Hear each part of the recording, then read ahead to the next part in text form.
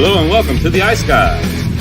This is the show that takes you into the world of the National Hockey League. Every game, every day, from a betting perspective. With pro sports handicappers Ian Cameron, Alex P. Smith, and various guests from the world of hockey and sports betting. And now, here's your host, Ian Cameron.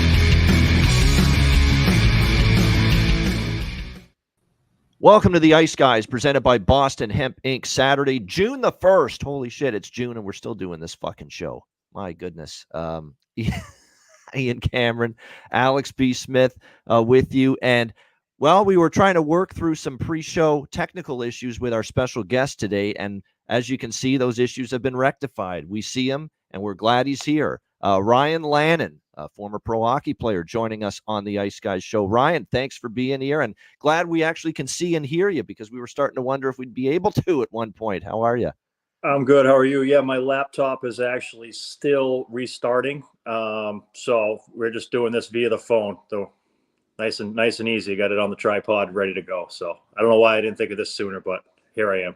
No, there we go. Great thinking. Absolutely. But great to have you here, Ryan. It's going to be a lot of fun. Of course, we'll get to game sixes, of course, this weekend. 2 game sixes in the conference finals. Rangers, Panthers tonight. And, of course, the Stars and the Oilers tomorrow night on Sunday. But, Ryan, we'll get into your background here. A long, lengthy hockey career, from what I can see. A lot of years in it, mostly in the AHL. Most of your time there was with Wilkes-Barre Scranton. With the Penguins. You went to Harvard, of course, in college. But talk about how you got into hockey and through college and then into the pros. Yeah, as far as how I got into hockey, I was born to a dad who was a coach in the town that I was born in. So I was born in central Massachusetts, and my dad, even before I was born, was a volunteer youth hockey coach. So when the coach was having a kid, I guess, as far as I've been told, my christening presents and my presents at the hospital and all that stuff were sticks and pucks and hockey gear. So, I never felt like I never felt like it was something I was forced to do. I always loved just to play hockey. I still love just to play hockey. But I was also fortunate enough to have 2 parents that, anybody who plays hockey knows that there's a lot of sacrifice and support and really, you could make the argument of complete craziness that goes into allowing your child to play this game. So I was blessed in that sense. And did youth hockey right around 6th, 7th grade, started playing more competitive hockey, the Metro Boston Hockey League, they call it at the time, with the Boston Junior Terriers, and wanted to play college hockey. So I looked at a few schools. Harvard was the only school that I applied to, actually. I applied early there, and once I got accepted, I figured, I guess I kind of have to go here.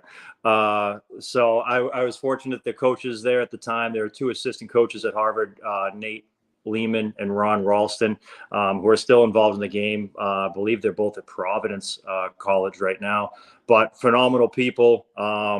Great coaches, great mentors, knew the game really well. So, made my college hockey experience very enjoyable. And then, from college to the pros, kind of like you said, kind of bounced all over the place, mostly in the American League, but spent some time overseas, which was a great experience, and kind of saw the game from all different angles and all different levels, and had just some great experience. Absolutely. Of course, I remember the name Ron Ralston, definitely. I think he coached the American World Juniors a couple of times as well, at the World Junior Hockey Championship. Of course, brother of Brian Ralston, who ended up having a tremendous long NHL career. So very familiar with that name. Wilkes-Barre Scranton was your first AHL destination. Now, what was that like? Any teammates that you want to name drop here that you played with there in Wilkes-Barre Scranton, which I know was your first AHL stop? Yeah, it was funny. I was just doing a little jog down memory lane recently. I just picked up, and I read it in a day because I really enjoyed it. Let me see, it's on my table. Sex, Drugs, Pucks, and Souls. It's a book by Bobby Robbins. And I just bought that and read it. And he was talking, because he was in Binghamton when I was in Wilkes-Barre. and he talked about a game where he had a chance to light up Rob Schremp with a vicious open ice hit, and he saw Dennis Bonvie staring at him from the bench, and he realized that, man, I don't know if I want to light up Schrempy right now because I'm going to have to deal with Bonvie. Yeah. And it made me realize that we had That's asking for trouble.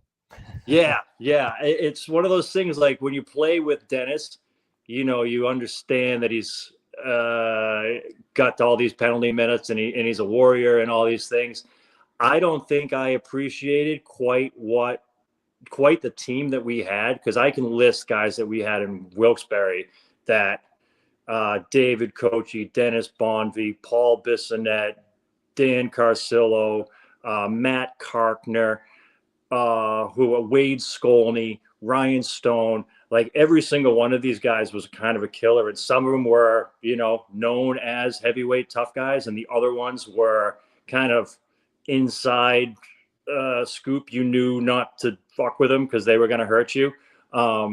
Let's say Derek England was another one who was like really kind of soft-spoken and quiet kid, but he wasn't afraid of anybody. Didn't matter how big they were. Like, he just was fearless and knew how to fight. And obviously, went on from Wilkes-Barre to play with Vegas. So like we had, there was probably a couple of names that I missed in there too, but well, it sounds like that if you wanted to hire a police force to protect a guy like Connor McDavid these days, you'd pretty much try to get a lot of the names you just mentioned to do it. Yeah. I don't think, like, somebody like me who, like, I never really knew how to fight. Like, every once in a while I would grab somebody if there was what I considered a dirty shot of my teammates or whatever, but I wasn't ever going out to like change the momentum of the game or anything like that. And I don't think I appreciate, it's one of those things you think you appreciate it, but then in hindsight you realize, like, if those guys weren't there, who else is going to deal with Bobby Robbins on Sunday afternoon? And I think that's one thing I like, real diehard hockey fans. I think a lot of them like the AHL. I don't know, maybe I'm wrong here, but I think a lot of true hockey fans almost like the AHL more because there is still that element of like violence on a night in and night out basis.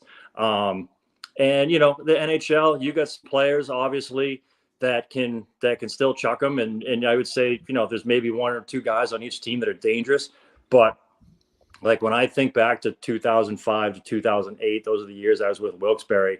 I mean, you go up and down the roster of the Syracuse Crunch and the Binghamton Senators, and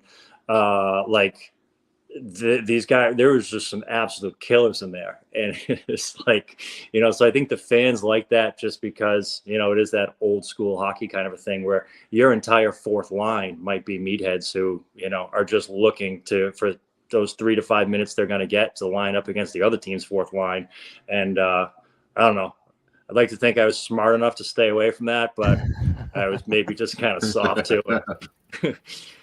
Yeah, it was like the old days of yore is what I think when you bring up all those days and how you had a fourth line of all muggers and tough as fuck pricks out there that would just be ready to beat your brains in on a nightly basis. Those are the old days. You're not seeing that shit anymore, unfortunately. And it's funny because we've talked about it with previous guests too. And I'm somebody who grew up. I grew up in Chicago, so I was a Hawks fan, but I was also a Chicago Wolves fan. So transitioning from I started watching hockey in the IHL, and then they joined the AHL in the 2002. So all those years that you're talking about, and I've watched teams that you've played on over those years, and like I said, that was kind of the last line of seeing true old school style where you might see a bench clearing brawl, or you might see a couple line brawls or 4 or 5 fights in a given night, and that doesn't really happen as much now in any league. Essentially these days. So that's kind of something that has changed over the years where, the AHL, and also it kind of reflects in attendance. Cause I remember there'd be 16,000 people in Rosemont, Allstate Arena, where the Hawks were only drawing 9,000 as an NHL team. Now you don't see the AHL barns as packed in the Midwest and maybe the West Coast, like you still do, like you said, in the East Coast, your Wilkes-Barres, your Hershey's, Hartfords, those fan bases still really draw as well, even though the game may not be as physical as it was 20 years ago. Yeah. Yeah, it was fun times. I was fortunate in the sense too that I don't think I realized how good I had it in Wilkes-Barre until I went to another organization, because Wilkes-Barre is top notch. Like, they are directly reflection of Pittsburgh. Like they run Wilkes-Barre the same way they run Pittsburgh, and that's just first class operation through and through. The GM, the management, the facilities, and you're a big fish in a small pond. So we did have a good crowd then, and we were just. I don't think I realized how lucky I was to be in that situation. And then my fifth year, I was San Antonio and Houston, and certainly not a full barn, certainly not like a hockey city. Wilkes-Barre, we were always competitive, if not first or second in the league. We were certainly making playoffs and trying to make a run. And then I went, like I said, I think my fourth year in, I went Houston first and then San Antonio, or San Antonio, then Houston. I don't remember. It was so long ago, but either way, San Antonio, then Houston. I've got it right in front of me. Yeah, so I right. got Yeah. Well, it doesn't really matter because with both of those teams, we were in last place. And so it was like, this was just a different experience, on the ice and off the ice. I think when I was with shite, no matter what order you put it in, then basically. Yeah, we were like mathematically eliminated from playoffs before Christmas break. I think we had our first road win December 27th, and it was just kind of like, it's nice to play hockey with a tan, but it's not really fun just to get your teeth kicked in every night and just to play in front of no fans. So it kind of made me, almost nostalgic for Wilkes-Barre. When after 3 years, you're looking for a change of scenery, and then sometimes it's like, be careful what you wish for. You get that change of scenery, and all of a sudden, you're going, oh shit, I had it pretty good back there. But comes a time in everybody's career where 3, 4, 5 years in the AHL, you haven't gotten your call up. What are you going to do? I had concussion problems that 5th year in Houston and decided to go play over in Finland, and I loved it over there. Practices were awesome. Just the drills that we did, the pace, just high skill level. I loved it. It was a totally new experience, playing for, everything, from food to culture. I have so many funny stories from Finland, but my coach didn't speak English. So he would explain drills.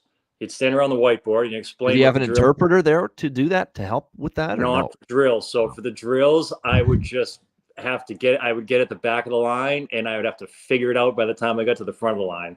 And so I actually think it made me now I coach nowadays, and I think it made me a much better coach because I just had to listen that much more. So if I explain a drill to a kid who speaks English, and I explain the drill in English and he still doesn't understand the drill, I can pull that out of my back pocket and be like, listen, dude, I used to have to understand this drill when it was explained to me in a foreign language. So you don't have any excuse here not to be, paying attention. But I did have a translator in the locker room. There was a kid who was drafted by the Edmonton Oilers, and they wanted him to practice his English. And so they sat me next to him in the locker room, and this kid, Rudy, was my translator. So coach would come in, Rudy would kind of whisper to me. Rudy would whisper, coach says we need to do this, we need to do that. Okay, thanks, Rudy. And it was his chance to get better at English before he, I think he did end up playing some games with Edmonton. And, it was obviously nice for me just to kind of have some pulse of what was going on. But I'll never forget, there was one game, coach comes in, and he is screaming, losing his mind. And I only learned 2 words in Finnish. I learned kiitos, which is thank you. And I learned vittu, which is fuck. So this coach comes in the locker room. Everybody learns fucking the foreign language before anything. So he comes in, he's screaming, and he's vittu this and vittu that, and he's kicking stuff, and he's just giving it to everybody. I don't know, we must have been losing by a couple goals or whatever. And so he just veins popping out of his head, and he walks out of the locker room, and Rudy leans in, he goes, coach says we need to play better. And I'm like, thanks, Rudy. I think I got the gist. Thanks, genius. I think we could have figured that out too. So it's just Finland was awesome. Finland ACL surgery set me down. I went to Austria after that. That was the year of the NHL lockout.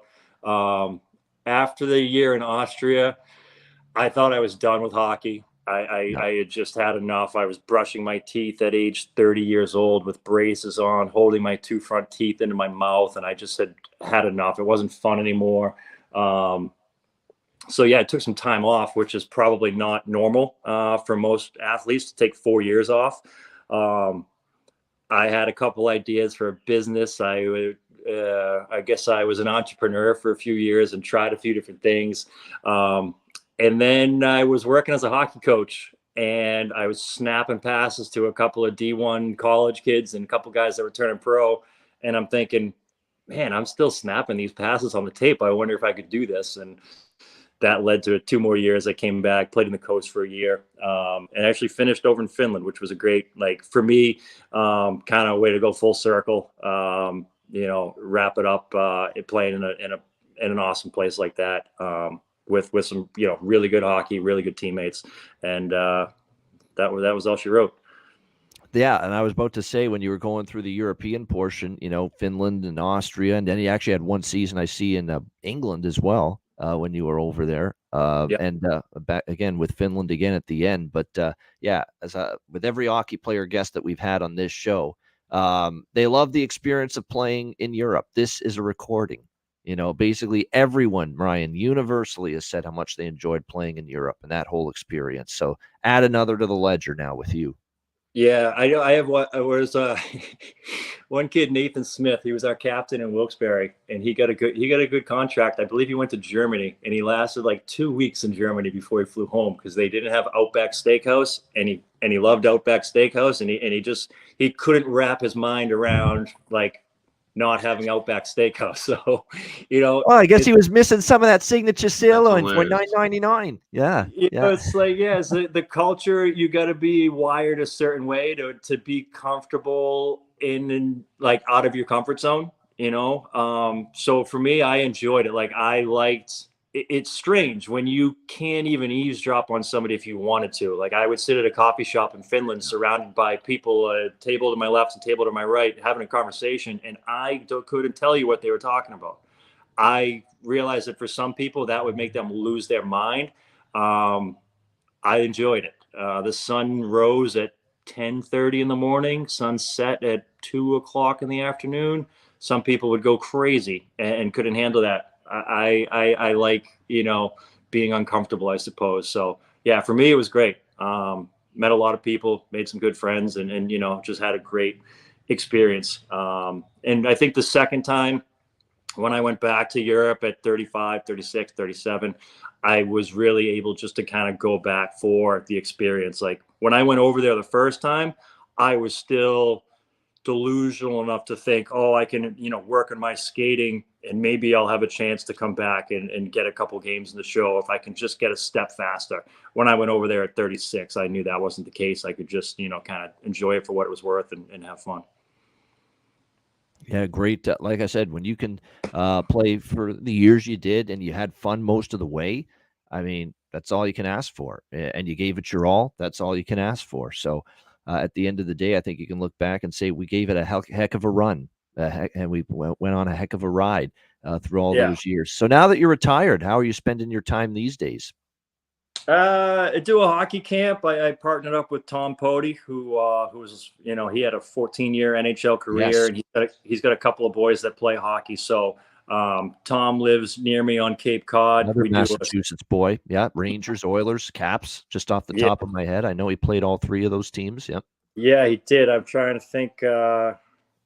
There might be one more in there too, but those are the 3 big ones he was with for a good chunk of his career. But yeah, another guy from Central Mass. We've become friends here in the Cape, and he was fortunate enough to invite me, to be a partner with his hockey camp. We do the big camp. We do 7 weeks in the summer. On ice, off ice, skill development, all that type of stuff. We do skills stuff year round during the season, but the bread and butter of what we do is in the summer. And I love what I do with those kids. We do an hour. We call it hockey yoga before we get on the ice. So even, they're young, they're not really worried about injuries yet, but they're getting to that age where, they're going to be in high school and they want to play in college, like, kind of getting them to understand, their body as a machine and how to take care of it and how to get the most out of it. So we start them off with an hour off ice. We've been doing 2.5, 3 hours on the ice, and then we do another hour off ice with hill sprints, and we test them with a mile run every week. We do, laps around the building, planks for days, body weight squats. We actually crush these kids. The parents love it because when the kids get home, they're pretty tired, and I think they're less rambunctious around the house. And I started working as a coach for USA Hockey, kind of onboarding other coaches. And man, the last thing that I do is just as far as staying involved in the game. And I every single year around this time, I have a debate with myself if I want to do it anymore. But I've been working as a referee, and I do it because I want to give back to the game, and I know that there's a need for referees. But I absolutely hate it because of the parents in the stands and the coaches on the bench. And I go out there, I try my best. I have 10 years pro hockey on my resume. I think I'm qualified to referee a mite or a squirt hockey game. And yet I'm just getting chirped from the stands, chirped from the bench, just screamed at by moms and dads for missing an icing. And it just makes me want to just retire all the time. So I don't know. I'll probably do it again. I think what I need to do in order to survive as a minor league or a youth hockey referee is just kind of adopt that, what's it? Like the heel, I think they call it. Like in pro wrestling. In pro wrestling, where you're just a complete asshole. I think I need to work on that and just become that character that just thrives off of the moms and dads yelling at me and just smiles at all of them and waves. But man, I'm a pretty laid back person. There's not much that gets my blood boiling. I'll be driving home from a U10 hockey game, just gripping my steering wheel tight after, just getting yelled at by some mom that her play was offsides, that I know it wasn't offsides. It's you want to choke these people, but yeah. So, yeah.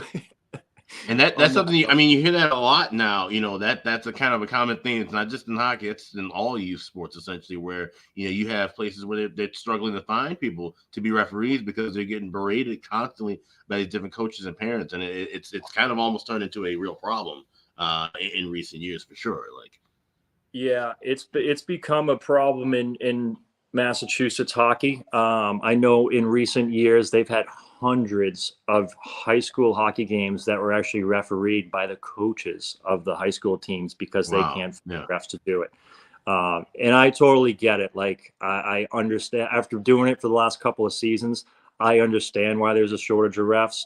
I think there's something, I'm sure it is across all sports. I'm not saying that youth soccer parents aren't, acting out of pocket from the stands, or youth football parents aren't also, crossing the line sometimes. But I think there is something specific with hockey. I don't know what it is. But like most stereotypes, hockey parents have a reputation of being a little bit too much. And I think like most stereotypes, there's a little bit of truth to it. My thought is that because they have so much money invested in it, that they feel like there's that they're owed a certain level of, that they deserve to get something back from it because they pay thousands of dollars for equipment and thousands of dollars for time, that they're financially invested. So therefore they're emotionally invested. Mm-hmm. I don't get it. The single best game I ever reffed was during the pandemic. There was no parents allowed in the rink. And it was phenomenal. Just the kids just played hockey. They didn't get screamed at by the parents to shoot the puck or pass the puck or skate harder. It was just silence. And I wish we could just ban the parents from the rink. And did the kids play better as well? Yeah, I honestly think everybody in the rink enjoyed it. I know I did, but I think the kids just everybody. Yeah, it's less it's pressure too bad. on them. Yeah. So Anyway, so yeah, that's kind of what I'm doing with myself these days. I too, like Bobby Robbins, have just started to kind of put pen to paper. I think I got a book in me too, just kind of really my experience from hockey, from high school to pro. A lot of it will be things I did well that I would do again if given the chance. And then the alternating chapters will be all the stupid shit that I did that I would do differently. The best part, the stories. Yeah. Yeah, Power went out, by the way, for me for 2 minutes there. I couldn't believe it right in the middle of the show. So Still but we're storm. back. that's No, all no right. storm. It's beautiful weather today. What the hell's up with that? I was Fucking rambling on about being a ref my entire time until you came back. So great so stuff. yeah, Yeah. just like I said, coaching, working with kids. I still enjoy being around the game. I like to be on the ice and skates. I'm happy, and so yeah, just doing some coaching, skill work, whatever that accounts for. But for me, it's like I'm trying to teach these kids how to be good human beings. I don't expect that any of them will ever play in the NHL. If a couple of them play college hockey, that's phenomenal. But I'm trying to teach these kids how to clean up the locker room so the rink staff doesn't have to do it. How to be nice to their teammates so that they're going to be, better employees and better coworkers someday. Just really kind of teaching them work ethic and life skills and just basic human stuff through the lens of sport. That's kind of what I enjoy doing. And I'm fortunate to still be involved in the game. Even though I'm not playing obviously anymore. Countless guests that we've had, even after they retire. Yep. They're teaching, they're coaching, they're scouting, they're doing something to keep them connected to the game because hockey's the passion that they've had for the last, 10, 15, 20 years of life. And they don't want to give that up. They still want to be connected, to the game in some way. All right. We will talk some NHL in just a moment with Ryan about the conference finals. But before we do, we always have to do this the first time with a guest. We try to go back to the highlight reel, the vault, and find a clip from their playing days. And we did find one. And Ryan did talk about how he did drop the gloves every now and then. And that is exactly what you're seeing him do here. This was a fight way back in 2008 from his tenure in the American Hockey League. Ryan Lannon versus Raymond Sawada. So here you go. Sawada at tangle for the consecutive night, this time against Ryan Lannon. Can you pause this? Looking at each other. Sawada throws the grind and he threw Lannon. Lannon standing in there. Sawada knocks him down. Gives him a couple body shots with his way to the pentos. They got in there too damn quick. That's the problem. All right. So there's actually a hysterical backstory. So on the way to that game, I was reading a book and what the hell is something American Shaolin was the name of the book. And it was about this kid who went over and lived in Asia and was like training with these monks to be a fighter. Yeah. And in the book, they were talking about Bruce Lee had this power punch. So Bruce Lee, when he squared up, his jab, they called it like the 1-inch power punch. So Bruce Lee would square off with somebody, and with his fist 1 inch away from your chest, he could throw a 1-inch punch and send the person like across the room. He had so much power in his jab or whatever. Reminds me of Kill Bill, that great Quentin Tarantino movie. Mm-hmm, where, that's the reference to that. Yeah, 5-finger death punch or whatever it was, and it just you can't do anything about it. It just destroys you, knocks you for a fucking loop. Yeah. So I'm reading this on the way to the game, and I think that I have this like secret information now that's going to allow me to be a killer in the American League. So I'm like, why hasn't Dennis Bonvie told me about this 1-inch power punch? Now that I know about this 1-inch power punch, I'm going to like be a fighter. So, that was the other part of the story, was that Bruce Lee would square off like he was a lefty, even though he was a righty. So that, if you notice in that clip, I'm not a lefty. I don't fight lefty, but in that clip, I squared off like a lefty. And my plan was, that's why. Yes. Bruce Lee,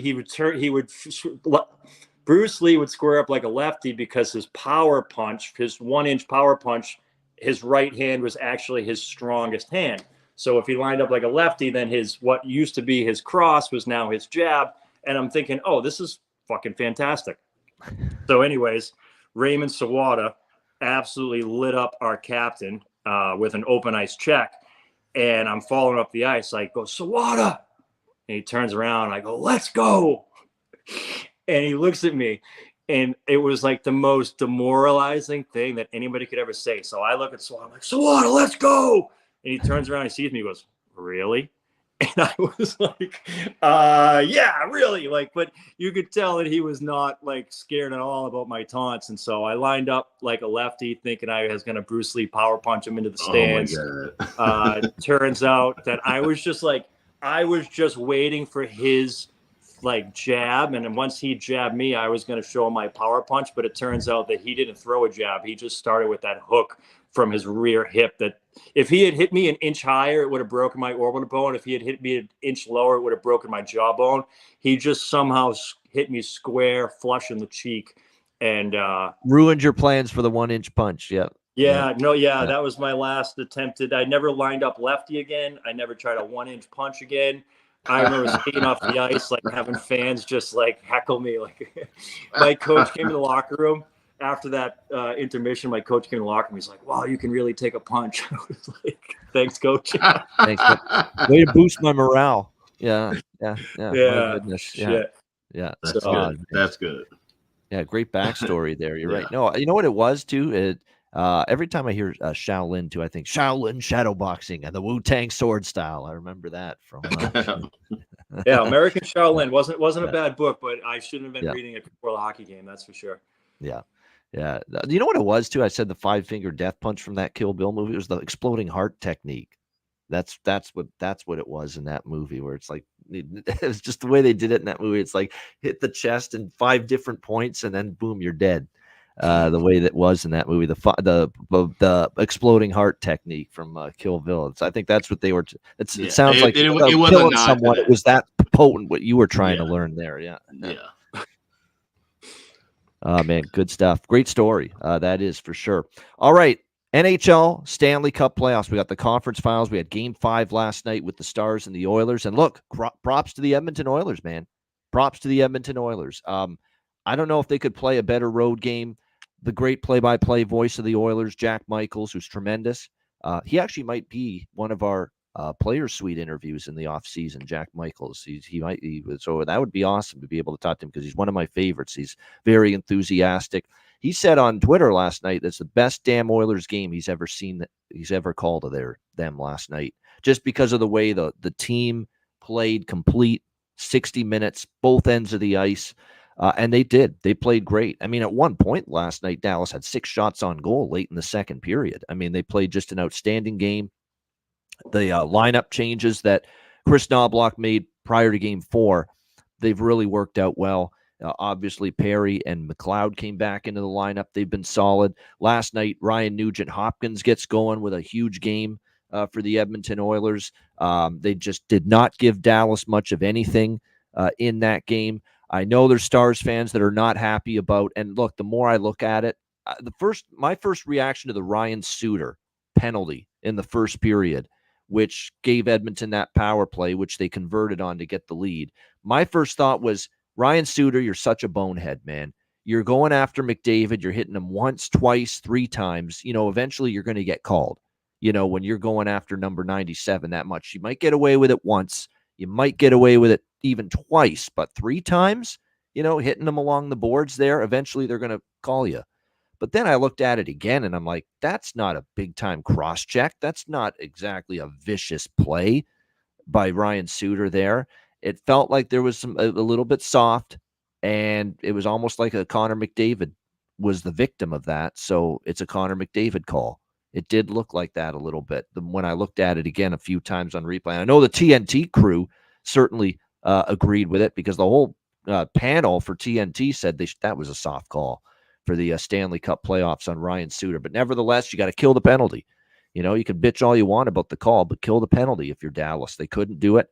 Edmonton got their power play going, and both teams have been miserable on the power play. A big difference last night was Edmonton finally got theirs going, and Dallas didn't. And special teams was a big difference maker last night. And then when Edmonton had the lead, I thought they played a great game. They kept everything to the outside. Dallas, it was basically one chance in the offensive zone, and the puck got out again. Proof that the Edmonton Oilers can defend when they want to. I've said that all along about them. They can really play good defense if they put their minds to it. but it's just never, ever consistent with them. That being said, I think their last, 5 periods of hockey in this series have been outstanding. It was a great complete effort last night in the 3-1 victory. Even when Dallas got the goal from Wyatt Johnston, which was a perfect redirection, sick redirection, in fact, no chance for Skinner, who was very good once again. He was excellent, by the way, last night, Skinner. He had to make a couple of really key saves when Edmonton was protecting the 3-0 and then the 3-1 lead. He robbed Stankoven in the slot. He had a couple of other big chances. There was a mini little 2-on-1 in the third, and Skinner made that save as well. So, quite honestly, outplayed Ottinger last night, Stuart Skinner. So you've got to give him credit and this Oilers team credit. They have been the better team these last couple games, especially, and now they're 1 win away from the Stanley Cup final. I will say this, though. Edmonton has a history of heartbreak, okay? And the 4th game is the hardest one to win in a playoff series. So, this is not over yet. I know it has not looked good for Dan. That did not look good for Dallas because they looked, like they were soundly beaten for extended portions of that game last night. But Dallas will respond, and I'll tell you why Dallas, I think, will win or lose. Doesn't mean they're going to win because, look, Dallas has to be 1,000 times fucking better than they were last night if they're going to win Game 6 in Edmonton and stay alive down 3-2. But here's what I would look at as far as why they might have a chance to keep this series going. I think the moment that Peter DeBoer had in his post-game press conference responding to really a dumb question by Tim Kalishaw, Dallas local, who really only shows up for Stars games when they're in the playoffs and usually deep into the playoffs. And he had that question about how it was a lifeless performance for the first 2 periods for the Dallas Stars. I'll be honest, before that Suter penalty that made it 1-0, I didn't hate Dallas's first period. I actually thought they had some chances. Skinner did have to make a couple of saves in the first. I didn't think they were lifeless in the first period. I think that's a bit of a ridiculous. If that's what Tim thought he saw in the first 2 periods, a lifeless team in the first 2 periods, no wonder I think Peter got upset. And I like the way he handled it because the last thing he can do is agree with the reporter there, Tim Kalishaw, and say, you know what? Yeah, we sucked tonight. We were lifeless. We didn't give anything out there tonight. We didn't have anything. What he did is he tried to rally the troops, get the players on his side, get everyone on the same page, and galvanize this effort of this hockey team going into Game 6. That was why he responded the way he did. So I'm sure many of you have seen it, but here it is in case you haven't. Peter DeBoer post-game last night. As much as you're praising the Oilers, did you not think it was kind of a lifeless second period for your team after falling behind and just kind of putting no pressure on them at all? Yeah, I mean, listen, there's always things you can do better. I'm not, you can sit here and question our character if you want. You haven't been around all year. I haven't seen you here all year. So, yeah, well, you are. That's what you're doing. So, I'm not going to do it. You go ahead and write whatever the fuck you want. So there, Tim Kalishaw. But I like the response. Players are going to hear that now, and they're going to go to Edmonton and say, you know what? We're not done yet. Coach had our backs. Coach defended his players publicly to the media. And I'll tell you this right now. Maybe Edmonton's established themselves as the better team. Who the hell knows who's healthy right now for Dallas? We were even wondering if Ottinger's healthy. We know damn well that Chris Tanev's playing at far less than 100% right now, and he's gotten it out. Who the hell knows what the health situation is for some of these Dallas players? I'm sure that's playing a part too in some of these late struggles, and maybe the gauntlet of Vegas and Colorado, 2 phenomenal teams, 2 very intense series where you have to expend energy to beat great teams like that. Maybe it's finally catching up to Dallas a little bit. They're running out of gas here in the conference final, but I'll guarantee you this, they're going down fighting tomorrow night, win or lose. After what I saw from Peter DeBoer last night in that post game, they will rally around this. They will throw whatever the fuck they can at Edmonton tomorrow night, and they'll let the chips fall where they may, Alex. So what were your thoughts from last night? I'm certainly not agreeing with anything Tim Kalishaw says, but I wouldn't say they were lifeless in the first period, but they didn't have enough energy for a first period of a home game where you have a chance to swing the momentum on your side and take a lead. They did not have enough energy for that particular moment, in my opinion. And I think that's what ended up kind of leading to be the downfall of that game. You have to come out with your A++ game at home in the first period of Game 5 tied 2-2. Now you're forcing yourself to have to come out with an A++ game on the road, which, yes, you've been able to do that, but at the same time, you lost your last road game, and you should be stronger at home than on the road, period. At this time of year, you definitely need to win your home games. Find a way to win on the road, but home should be mandatory. And so now you have to play your absolute best hockey of the year in the first 20 minutes of Game 6 on the road in hostile environment, and what's going to be a very loud now arena for Edmonton, where you had that crowd kind of on their hands in Games 3 and 4 because, like you said, it's the same old shit with the Oilers. It's a franchise we can't trust. But now up 3-2, you're going to get a completely different atmosphere to start that game. Now you have to worry about taking the air out of that building and getting things on your side in the first 20 minutes of Game 6. That's going to be hard, especially with Stuart Skinner now playing with confidence. He built confidence up period by period, save after save in that game. And now all the questions we had about him were at this time a series ago, with Calvin Pickard being in and now bringing him back in, now running, is he mentally sharp and is he going to be ready after having those 2 games off? He proved that he was absolutely fine and ready to roll, but now he's at another level where I'm looking at Jake Ottinger and I'm worried because he's not at that level. And I don't know if it's an injury. I don't know if it's just, between the years he's dealing with something, but he is not right. And he has not looked good the last 6-7 periods that I've seen him compared to what I've seen throughout this entire postseason, to what I've seen through the majority of the regular season. That's the biggest problem. Even if you have Chris Tanev playing out there with a broken foot, still giving up his body and still sacrificing to block shots and get in the way of passes, he's going to do his job. But if you don't have Ottinger healthy, you either pose the question of, do we trust 100% Scott Wedgwood, or do we roll with 75, 70% Ottinger in a clutch, must-win situation? That's the question that Pete DeBoer really has to answer to himself. And, you're in a pickle either way, because Wedgwood is not of the same ilk and level as Ottinger. He just isn't. He's a great backup. He's perfect for you during the regular season, has come through in the regular season the last couple of years. But he does not have any serious playoff experience that you can rely on in a must-win situation. So, whatever choice that DeBoer makes, and obviously it's more likely going to be Ottinger again, but I think that's the biggest factor now in these 2 games. And I think that's where Edmonton really has the edge now. That big edge in goaltending has shifted mightily. And that's the reason why the Oilers might close this thing out in Game 6. Yeah, it is. I mean, he's played better the last 2 games. Let's call it like we see it. He's been better than Ottinger, Stuart Skinner, the last 2 games. And there's a lot of people that were not expecting that, especially when you're considering this was a guy that got yanked in the Vancouver series after the first 3 games and sent to the bench for Calvin Pickard, for 2 games in that series. And now here he is out playing Ottinger in the later games of this series. But it's not just that. Like I said, the team defense has been outstanding. The depth players have shown up. You're getting, it's not McDavid and Draisaitl dominating the scoring in this series. Nugent Hopkins and McLeod the last game. You go on down the list, they're getting different people contributing offensively, and that was significant for Edmonton. They needed that for sure, and that's been big.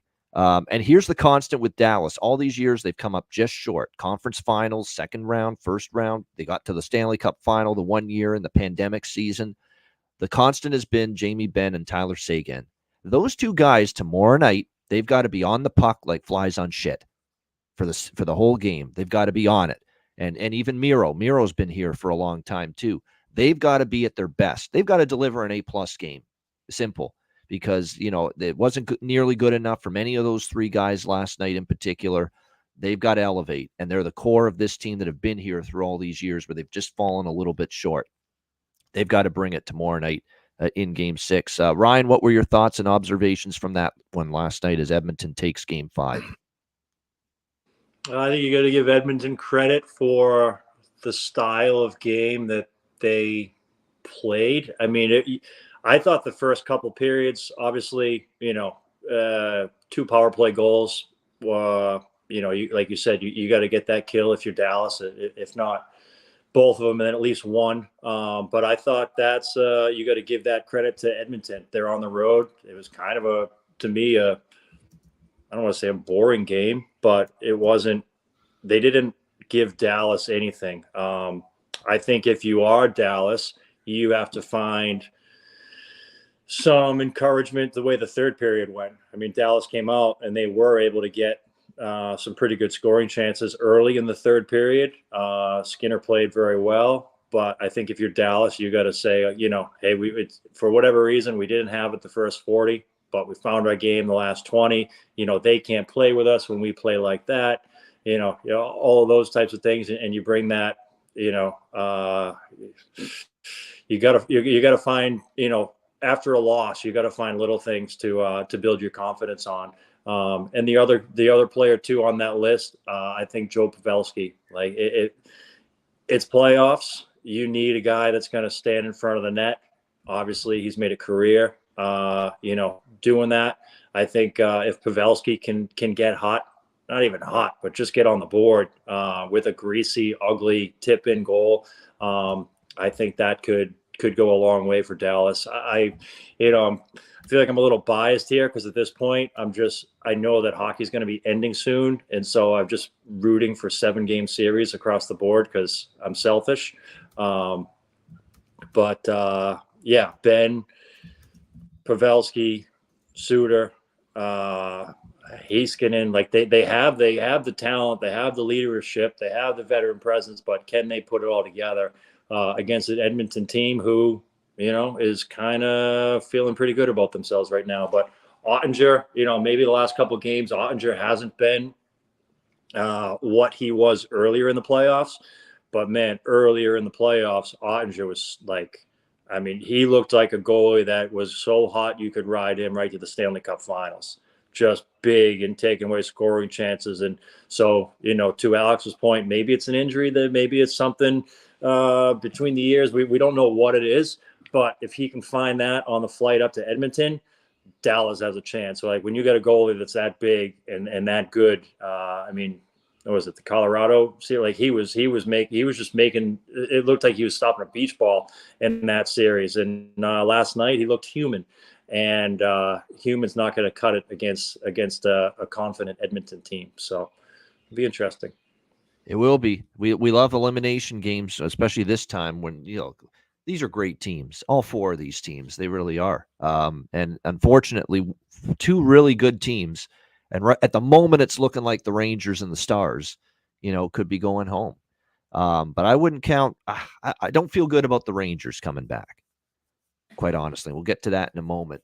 And even Dallas, I think it's a big uphill battle for them too. But if you tell me which team do I have a little more confidence in coming back and winning the series, it's Dallas. It's still Dallas to me. Yeah, because this is still an Edmonton team with those little ghosts in the closet, those skeletons in the closet, and they've been in these spots before where they've had leads and they've coughed it up. And Heartbreak City, it's happened to Edmonton many a time, especially in the McDavid Draisaitl era. I would say if you forced me to choose which team's got the better chance down 3-2 to come back win the series, it's the Stars. Yeah, I would completely agree. Like I said, and it's because of Edmonton. Because of Edmonton and their history, that's the reason why the Stars have the edge in that. If this was any other team in the Western Conference, I would say that these series are for sure going to be over in the next 48 hours. Yeah, no doubt. All right, let's get to tonight. First of 2 games. Remember, there's no show tomorrow. Okay, so we're going to do both games this weekend right now, starting with the Saturday night game tonight. Game 6, Eastern Conference Final, New York Rangers, Florida Panthers. Florida minus 170, home favorites. 5.5 the total, shaded to the under. Florida looking to finish the series off and go to the Stanley Cup Final for the second time in as many years. It would be the 3rd Stanley Cup Final for their head coach, Paul Maurice, who has been a media star, if you will, throughout these playoffs. Even again, another gem. Yeah, it's like every day he's got a gem. Yesterday he's talking about, well, at this time of year, I don't have to do too much. I don't really have much coaching to do. I just sit back and just take it all in and enjoy it. I'm not the one, taking a hit, blocking a shot, making a save. These guys coach themselves, he said. It was another brilliant moment from him at the mic, at the podium. And he's right. And John Cooper, I know, mentioned it on the TNT broadcast last night. The Paul Maurice, that's kind of the way I felt, John Cooper said, behind the bench those later years in Tampa Bay, where I didn't have to do much coaching. These guys coach themselves. They've been in these spots before. They know how to handle it. They look like they're in complete control, Florida, mentally. I think they're in the right mental frame of mind. You asked anybody, they tried to get everybody on the Panthers to look forward after they won Game 5, saying, you're 1 win away from another Stanley Cup Final. He's like, we're not even thinking about that right now. Everybody said that. Sam Bennett said it. Anton Lundell said it after the game the other night. They all said it basically that, we're not even looking forward to the Stanley Cup final yet. The job ain't done. We still have one more game to get. I like that mindset. That's a focused mindset and realizing you don't get too far ahead of yourself. And I think that's critical for Florida. I'll be honest. I think it is done tonight. I think the Rangers will put up a fight. They will, and it'll be close again, because that's what this series has been. It's been a slew of close games. But we are seeing the Rangers lose more and more puck battles all over the ice as this series has gone on. And to me, it looks like physical attrition. And the war of attrition is adding up and piling up on the Rangers, where Florida's knocking them off pucks. Florida is just more physical than them. And I said this yesterday, and Ryan, I'll mention it again for Ryan because he's with us here. The microcosm of this series was the way Game 5 ended. Nico Mikkel, a defenseman for the Panthers, has the puck along the boards with 15 seconds left. Rangers need a goal to tie it. They can't get the puck from him. 4 Rangers trying to get the puck from him. Nobody can. That's a microcosm of the series. Florida is just winning all the battles or the majority of them at least. And we saw it again at the end of the season. And plus, there's tons of issues. And Jimmy Murphy said it. I don't think Adam Fox is even close to 100%. He's got something really significant bothering him injury-wise. You can tell. This is a shell of Adam Fox when he's on his game. I think Lindgren's not 100% either. We're going to hear something about Ryan Lindgren, too, another defenseman for the Rangers, that he's got something going on as well. And I think, too, when you look at the up front, what's going on with, Zibanejad. It continues to be a very quiet series for him. I'll give Kreider credit. He got him on the board with the shorthanded goal. He hasn't had a great series, but at least he got them on the board. I do think the Rangers, like I said, the effort will be there, but I just don't know if physically right now they can match up with Florida. As the longer this series has gone on, Florida has gotten stronger in each game. I will say this, if you like the Rangers, the score in the first period or Rangers early in the game, you could look in that direction because the first period has always been when they've been at their best, especially the last few games. The start in Game 4 was pretty good for them in the first period. They got the lead early. Game 5, I thought their best period was the first period, and then it got worse from them, and Florida took over after that. So I think if you like the Rangers, the first period might be the better option for you as opposed to the full game, just saying that the Rangers maybe put their best foot forward. In fact, I'm going to go a step further, and I'm going to do a little nice, very, very interesting arrangement of bets here for this game. I am going to take a shot with the Rangers plus 130 in the first period. I am, because look, if they're going to step up with their backs against the wall, it's going to be early. So, and at plus 130, I don't mind that. It's a nice price. I'll take a shot there. Rangers plus 130 in the first period here tonight. But I'm also going to come back and look at Florida team total over 3 for the full game minus 115. And the reason for that is because I think it could follow a very similar pattern. Rangers maybe strike early, have a strong first period, but then the Panthers just wear them down. Second period, third period, get stronger, start to get some pucks past Igor Shesterkin, even for as great as he's capable of playing. And then, of course, all you need to think is that as long as Florida's at 2 goals in the third period and leading, or 3 goals and leading, you're live to cash the team total, because then the net is going to get pulled, the goalie's going to get pulled, the extra attacker is going to come on for the New York Rangers, and then you're going to have the opportunity to get the goals you need to cash that team total. So it's a unique approach, but this time of year, late in a tough competitive series, this deep into the playoffs, you got to get creative sometimes with your betting stances and your betting approach game to game. And that's kind of what I'm doing here. Rangers first period, Florida team total over. I'm going to go a little small full game over tonight in this game, because even though it's been under heavy, I want that 5.5 at plus money, knowing we could get an explosion in the third if Florida's leading with goals, with the extra time with the net empty and the extra attacker for the Rangers. They would obviously need to pull Shesterkin earlier with the lead. But I'm also going to put on that same game parlay one more time. I'm trying to get cute. I know it. I know that, because I'm going back to Florida Rangers plus 2.5 and the under 6.5. And I realize I'm on over 5.5, but I think 6 could be an ideal landing spot. I think it's very plausible. We could get exactly 6 goals, and we hit everything here. We get 1-0 Rangers after the first period. We get 4-2 Florida final score. we hit everything and we're happy. It could happen. I've got this mapped in my mind. It could work out this way tonight. Rangers 1-0 after the first. Florida wins the game 4-2. We cash the team total on Florida. We cash the Rangers first period. We cash the full game over, and we hit the same game parlay because it's still a 2-goal spread, and it stays under 6.5. So that's kind of the way I'm going about it here. A little creative, little mixing and matching, but that's the approach. Rangers first period, Florida team total over 3, -115, over 5.5, +115, and again back to the well with the same game parlay. Panthers +2.5, Rangers +2.5, under 6.5 here for game 6 tonight. And keep in mind that same game parlay strategy, both teams +2.5 goals and under 6.5. It's been just continuously working, and it did again last night in the Edmonton-Dallas game as well.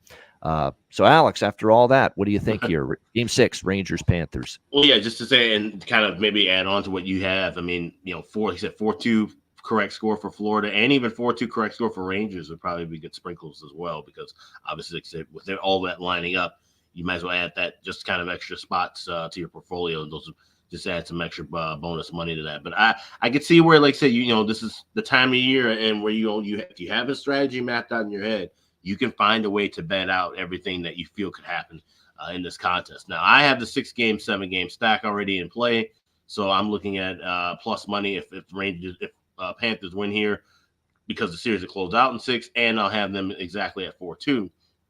So the only thing I'm adding is, and this is a BetMGM special, I've mentioned it in the first round. We played in a few series, and they did cash in a couple games, but empty net goal in the game by any side, it's yes +105, and then I'm going to add Panthers to score the empty net goal at +210. If you like Rangers, that's a great price on that. The Florida empty netter is a really good price. That's +210, because the Rangers, if you like the Rangers to win and get an empty net goal, that's +500. But I think Florida closes this out tonight, so I think we'll end up seeing where this could be 3-2 late. Rangers pull the goal in, and you get the 4-2, could even get the 5-2. This is a go for broke kind of spot, so you can see the goalie pull 2, maybe even 3 times potentially, depending on how Laviolette looks at things if he's down. So at +210 and +105 prices, I'm just going to add those to what I'm already having in pocket. Yeah, these are small bets for me, and I'm sure they are for Alex as well, because our primary, we're in great shape here right now, because we've got the 6-7 game series stack, the 4-2, 4-3 result series stack as well. So it's already a profitable series regardless. And look, I've also just to be, I did dabble on a tiny Rangers series bet now going into game 6 as well, just because, look, put myself in a position where, we're locked in with Florida to win the East and Florida to win the Stanley Cup, which I bet back in January. So just a little hedge position, take a little New York Rangers to win the series right now at a very good price, just to, secure some kind of return. It's just very sensible approach, in my opinion, to do that.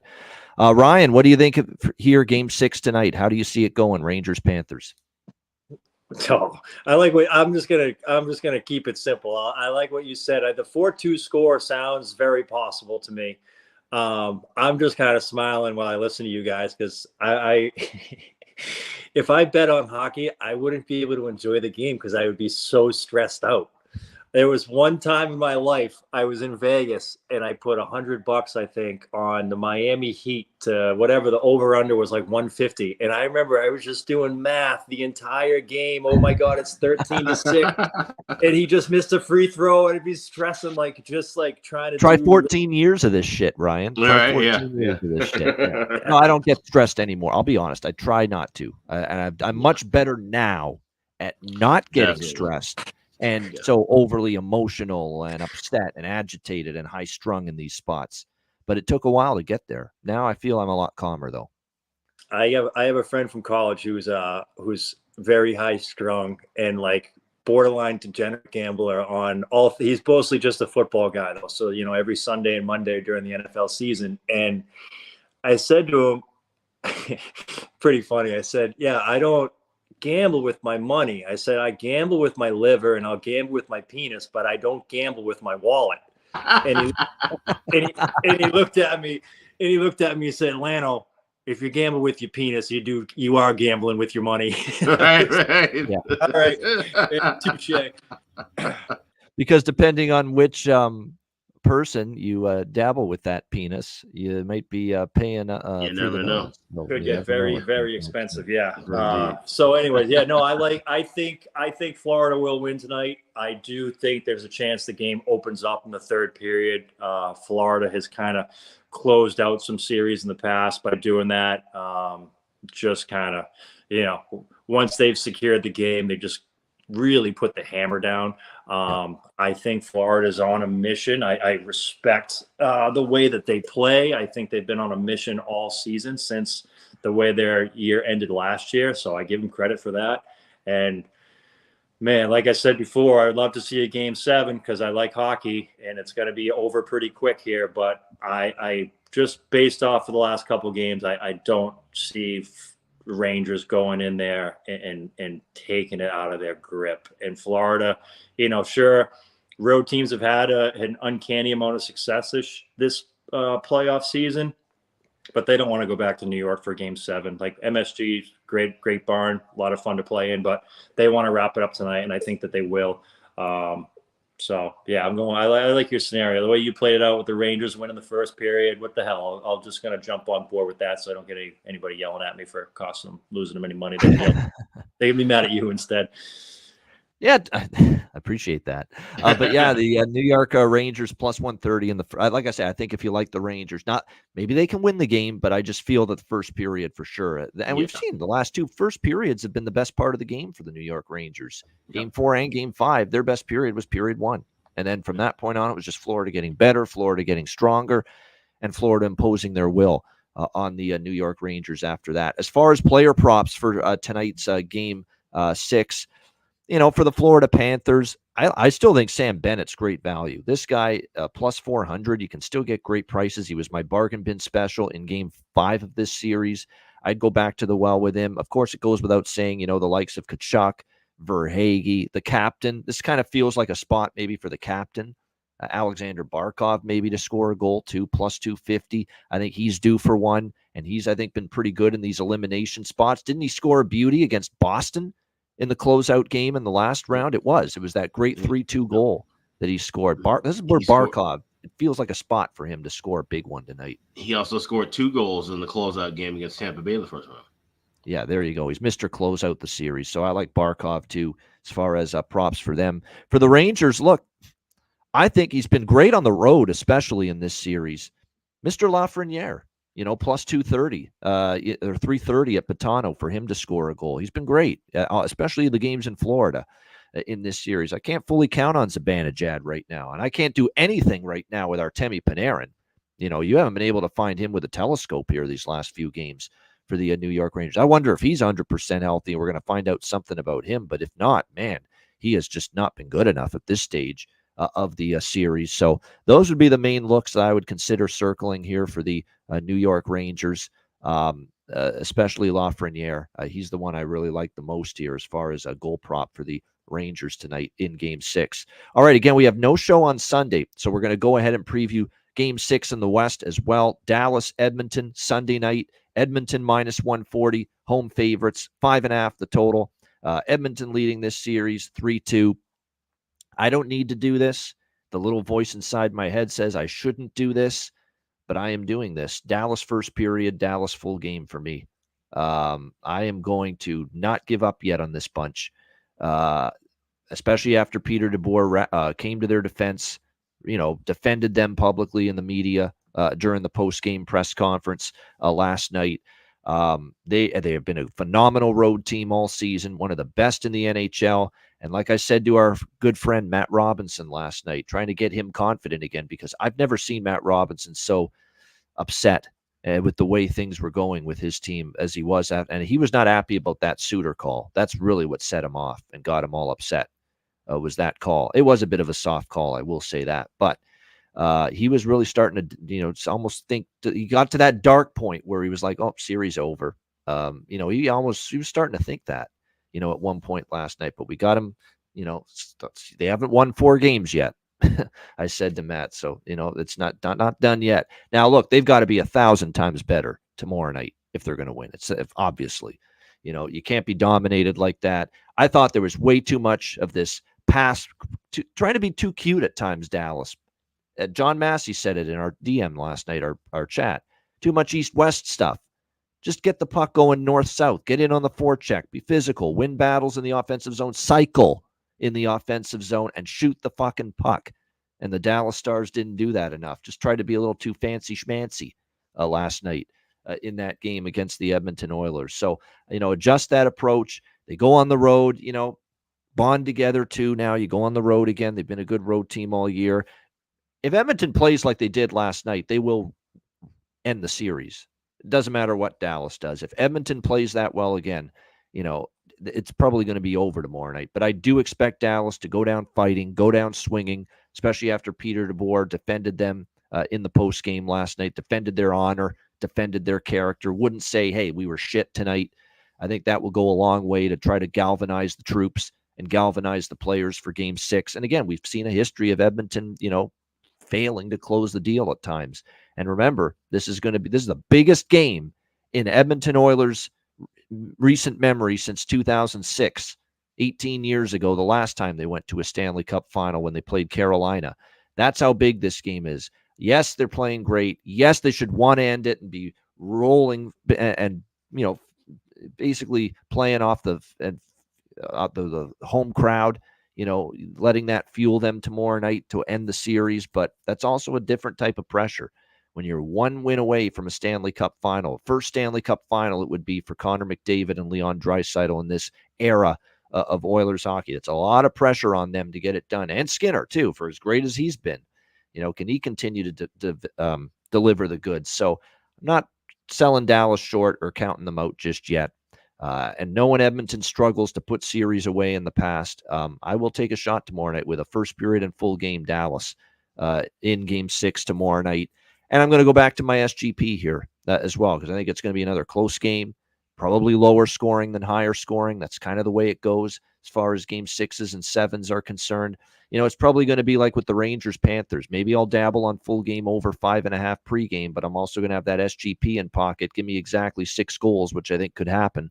And I'll also go back to Dallas plus 2.5, Edmonton plus 2.5, and under 6.5 here for Game 6, which again cashed in last night in Game 5 of this series. Alex, Game 6, Stars trying to stay alive.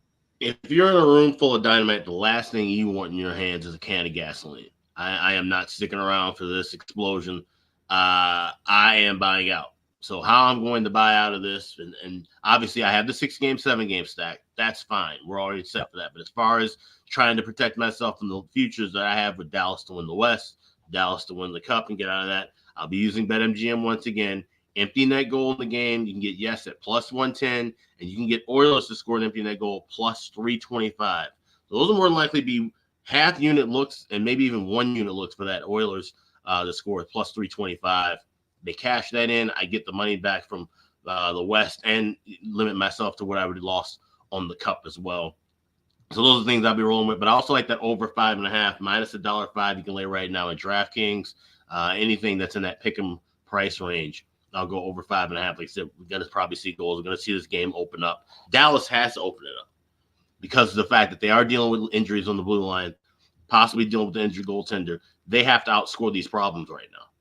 And Edmonton certainly will take that fight because we know how they can get up and down the ice too. So and a wounded Tanev as well. Yeah. Right. So this is going to be a completely wide open game. So first period over, I more than likely will add. Of course, we'll have everything on the Patreon page. But as of right now, I have over 5.5, minus 105.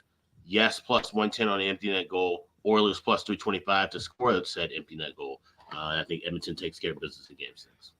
Yeah, Alex is doing the safe long-term investment approach, and I'm doing the maybe a glutton for punishment approach. Yeah.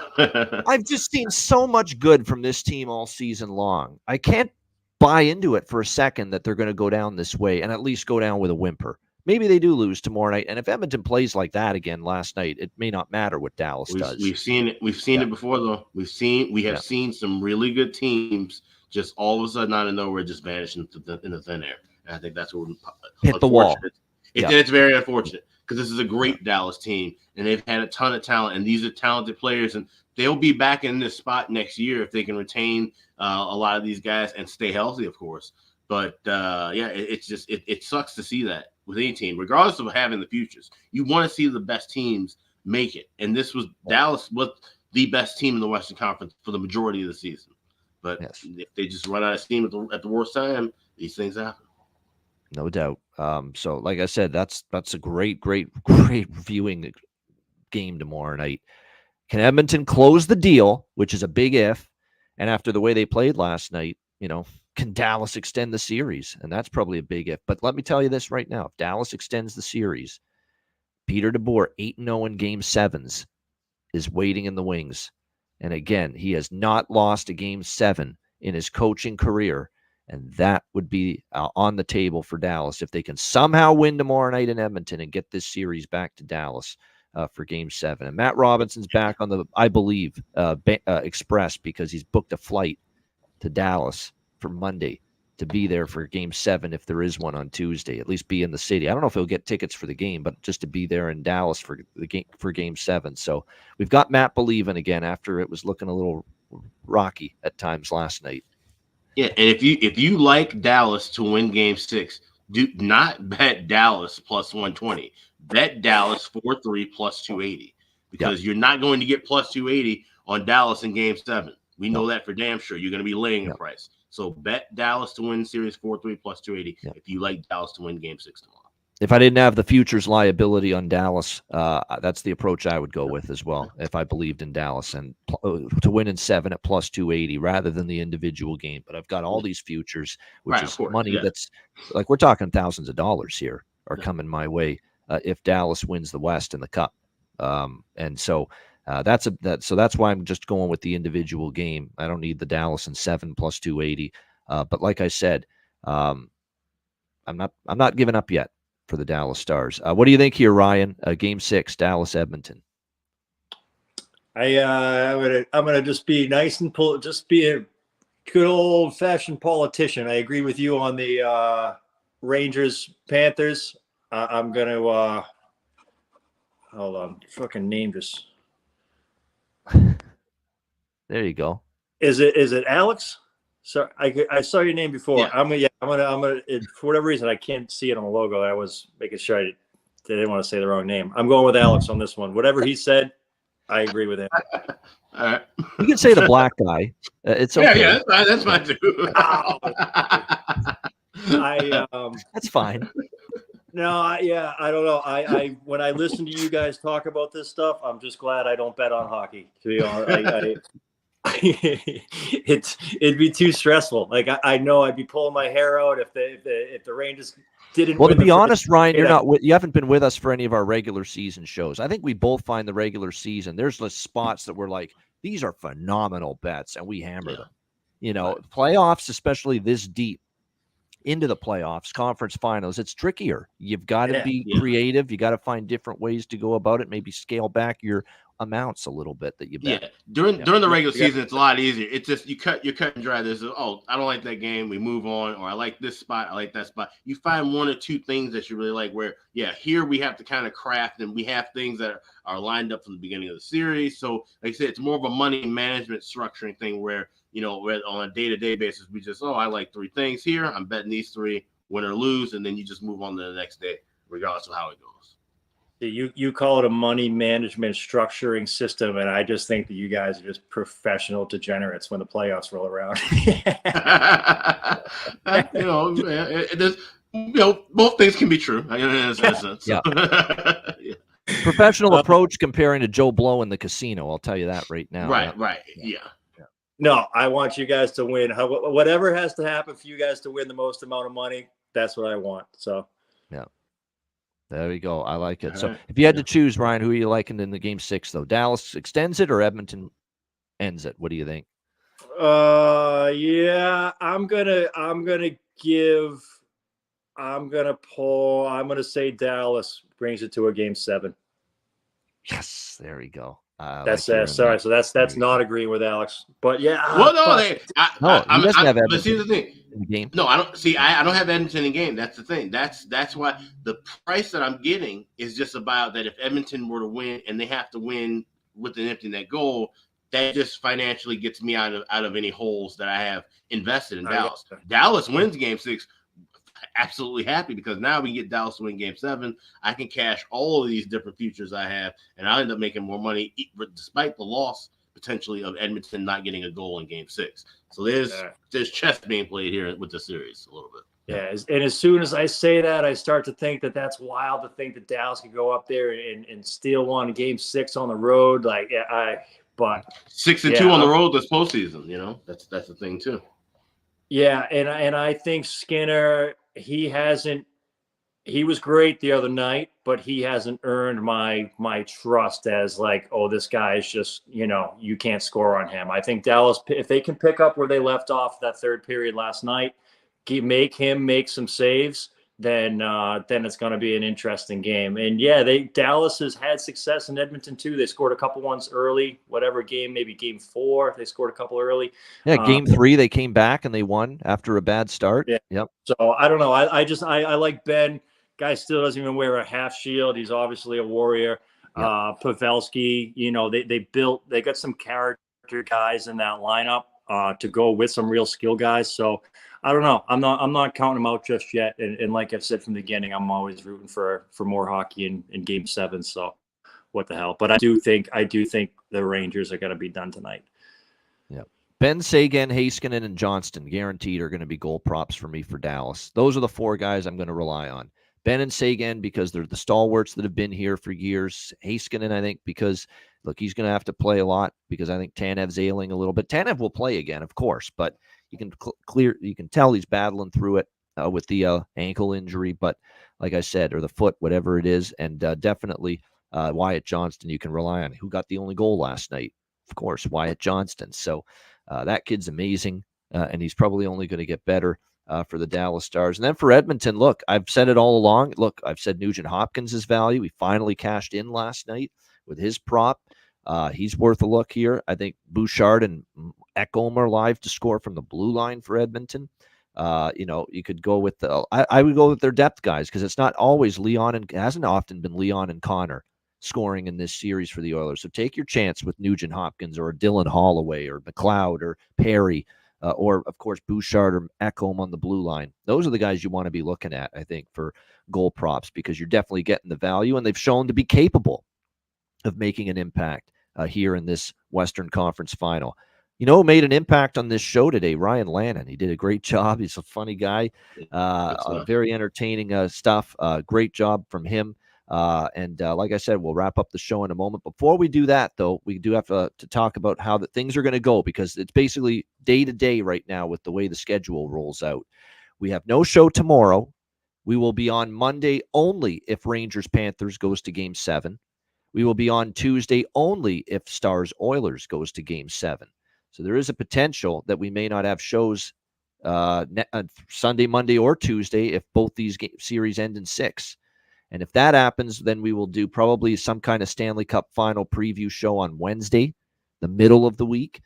And then if those series go to 7, or at least one of them does, we'll probably wait till Friday to give you the Stanley Cup final preview show. And we will also, if it's Friday, we will do basically the Stanley Cup final preview for the series and the Game 1 preview on Friday, and then not have a show next Saturday. So that is definitely going to be the plan. As of right now. And even if it's Wednesday, we'll do Game 1 preview on Wednesday as well. Right. And Saturday, we won't have a show next week. And then after that, every Ice Guys show during the final will be the day of the game. Yeah. So that's the schedule. Follow us on X at _Ice Guys. We will keep everyone abreast of what the actual schedule is as things unfold. Yeah, because this is the first time all year now we're not guaranteed to have a show every day. As now we're down to almost the Stanley Cup final. And regarding the next betcast, here's the way it'll work.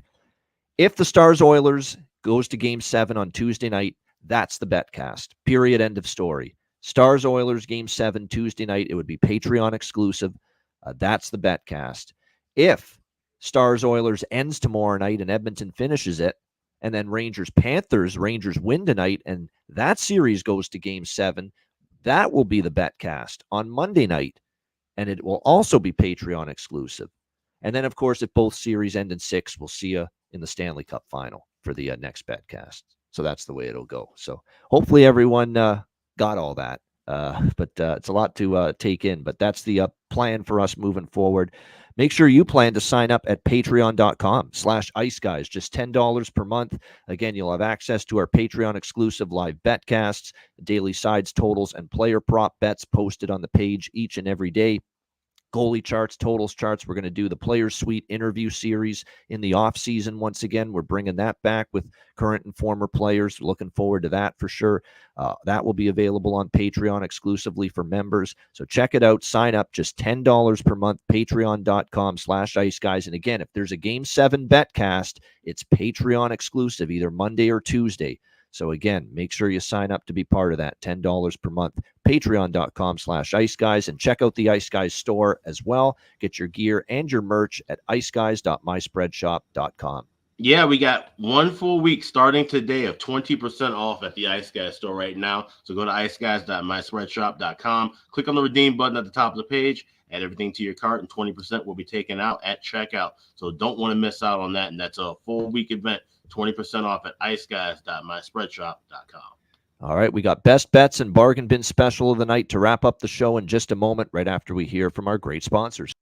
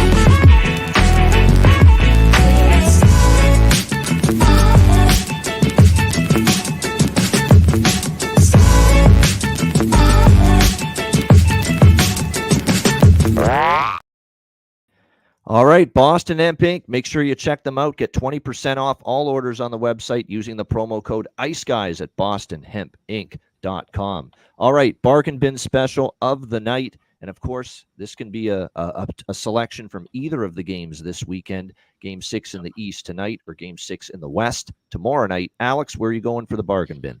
So, yeah, I'm going with something tonight for Game 6. And, like I said, I believe Florida closes this thing out. So, something you can find at FanDuel. I think this is available a couple other places too. But player to score a goal and team to win is a combination parlay. I'm going with Alexander Barkov to score and Florida to win, plus 370 available at FanDuel. Like I said, Barkov had 2 goals in the closeout game against Tampa Bay. He scored, and I think he had an assist as well in the closeout game against Boston. So now we'll see him once again step up and deliver. And as the captain, looking to second straight year with the Prince of Wales Trophy for his club. I think he'll step up once again here. So Alexander Barkov to score, Florida Panthers to win. That's a parlay plus 370 at FanDuel. My bargain bin special for Game 6 tonight. I like that one. That's really good because I think if Florida wins, there's a decent chance the captain ends up finding the back of the net and denting the twine tonight in this closeout game. So Alexander Barkov to score a goal and Florida to win, plus 370 for Alex B. Smith with his bargain bin special of the night. Ryan, I'll just say, name a player that you think is going to score, make an impact the next 2 nights, either game, either series. I'll look up the price and I'll see if it fits the criteria. But who do you think could be a difference maker here the next 2 nights? Somebody, I think he's going to be in the bargain bin section. I like him score a goal under the radar, Montour.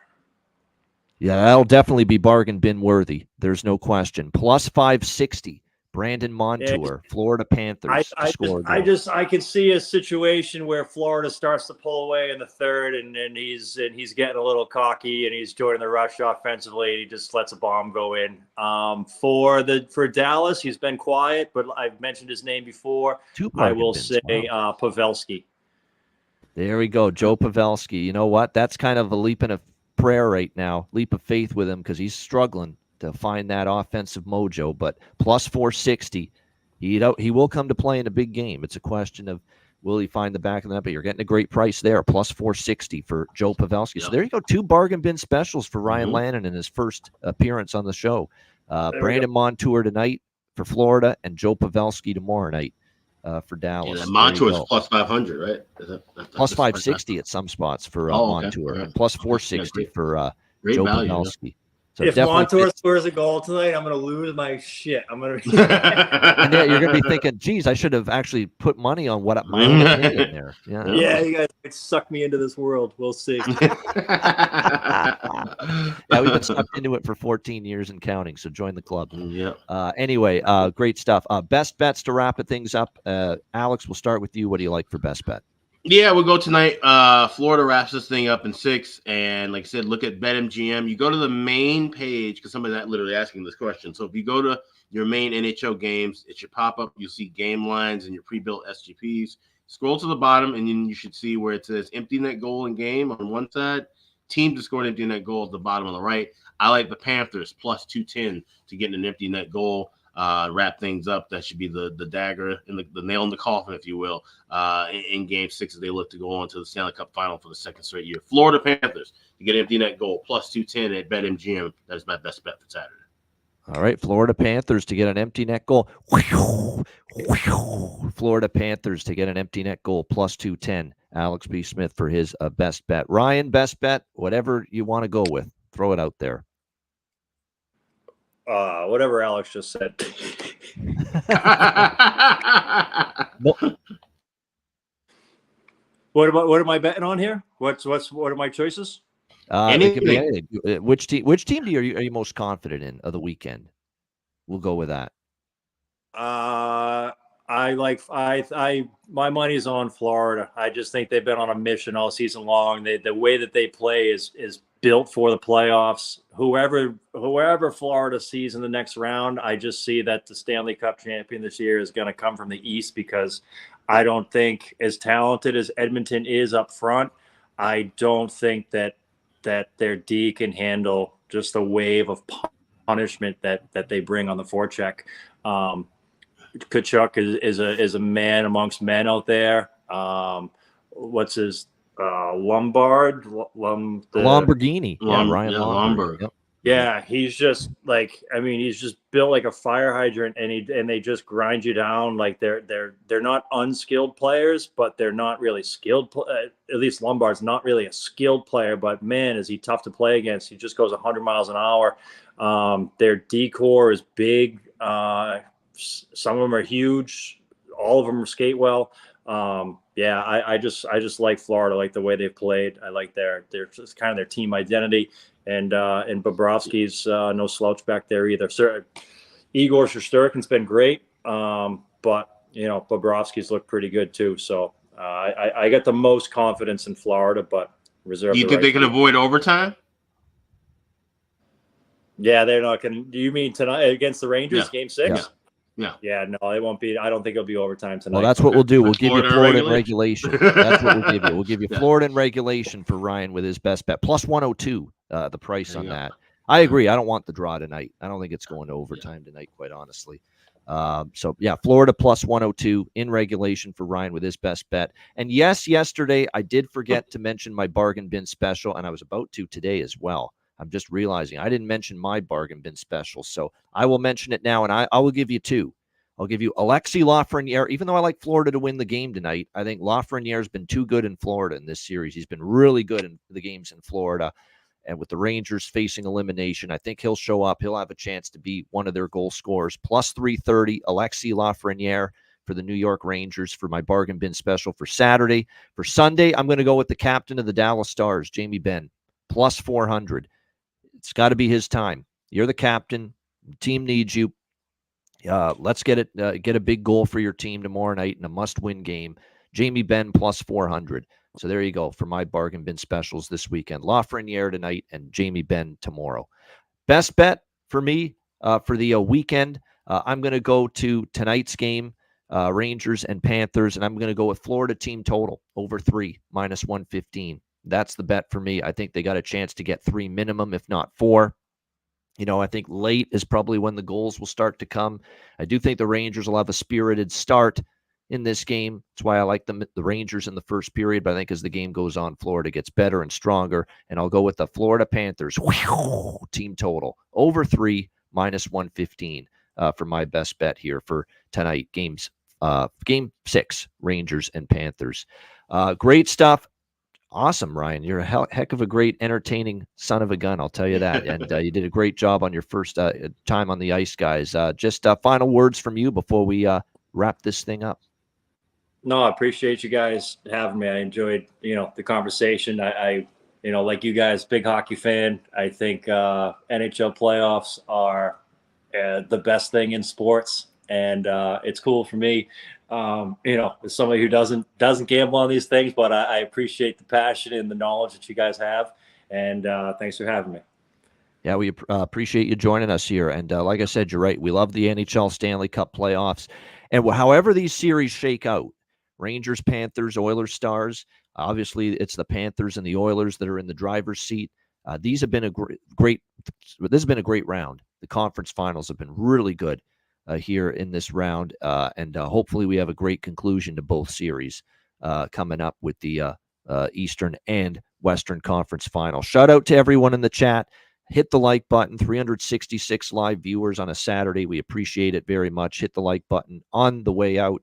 And again, to be determined with the schedule of daily shows. All we'll say is tomorrow, no show, and then to be determined Monday and beyond with both the daily show schedule and the Betcast schedule. So to be determined with all of that. A reminder, the Ice Guys is live Monday to Friday, 2 p.m. Eastern, Saturday and Sunday, noon Eastern. If you can't watch the show live, download the Ice Guys podcast in audio form on all major podcast platforms, and also True TV Plus. Download the app to also tune into the Ice Guys show, the True TV Plus app, and that's available on Roku, Amazon, and Apple devices. For Alex B. Smith and our special guest, Ryan Lannon, I'm Ian Cameron. Have a great weekend. Enjoy Game 6 in both NHL conference finals, and we will be back with you whenever that may be next time right here on the Ice Guys.